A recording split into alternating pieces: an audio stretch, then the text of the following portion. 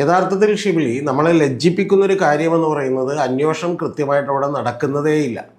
കാരണം ഈ 48 വയസ്സുള്ള ദളിതനായിട്ടുള്ള ഒരു ശുചീകരണ തൊഴിലാളി വന്ന് ഇന്ത്യയെ ഞെട്ടിക്കുന്ന ഒരു വാർത്തയാണ് പറഞ്ഞത്. ഇപ്പോൾ അത് CNN-ലും ഇന്ത്യ ടുഡേയിലും അതുപോലെ നിരവധി ഇൻ്റർനാഷണൽ മീഡിയാസ് ഒക്കെ തന്നെ കവർ ചെയ്തുകൊണ്ടിരിക്കുകയാണ്.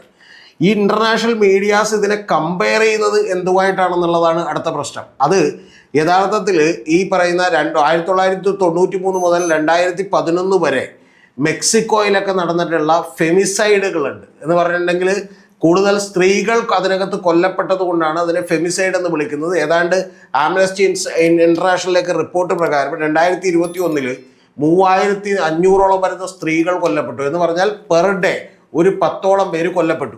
ഈ മെക്സിക്കോ എന്നൊക്കെ പറയുന്നത് നമുക്കറിയാലോ, ആ വഴിയാണ് അമേരിക്കയിലേക്കൊക്കെ ആളുകൾ അനധികൃതമായി കുടിയേറുന്നത്. അവിടുത്തെ ഒരു നഗരത്തിൻ്റെ പേര് സ്യൂഡഡ് വാരസ് എന്ന് പറയുന്ന ജുവാവ സ്റ്റേറ്റിലുള്ള ഒരു നഗരമാണ്.